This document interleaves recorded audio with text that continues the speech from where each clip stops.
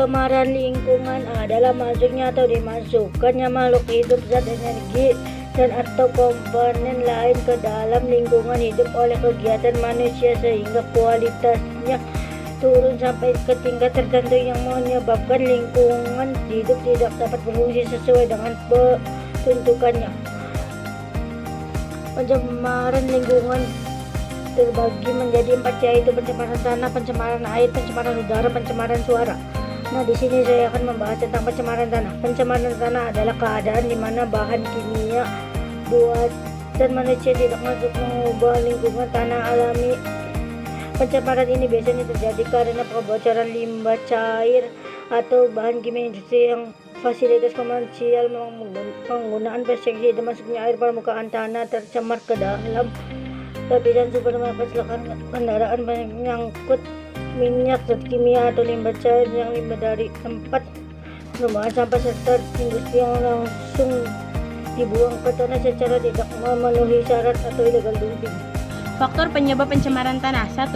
Limbah domestik, 2. Limbah industri, 3. Limbah pertanian.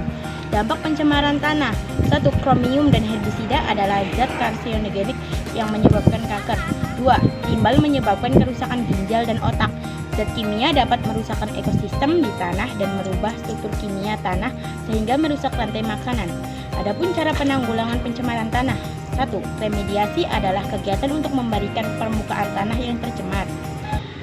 2. Bioremediasi adalah proses pembersihan pencemaran tanah dengan menggunakan mikroorganisme atau jamur dan bakteri.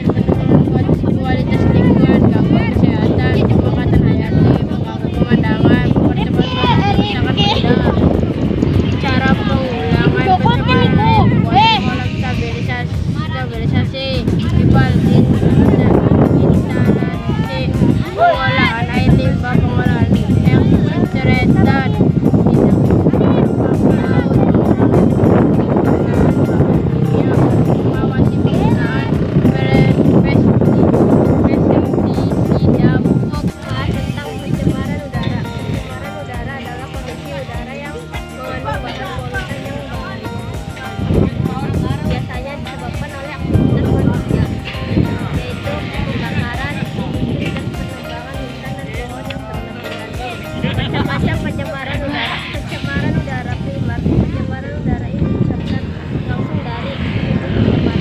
Pencemaran udara jadi disebabkan oleh reaksi antara substansi udara primer yang menjadi pencemaran udara. Aktivitas alam disebabkan oleh alam, misalnya gunung meletus yang mengeluarkan abu vulkanik, kebakaran hutan dan lain sebagainya. Aktivitas manusia disebabkan oleh aktivitas manusia, misalnya asap industri, pabrik kebakaran, sampah, dan asap kendaraan.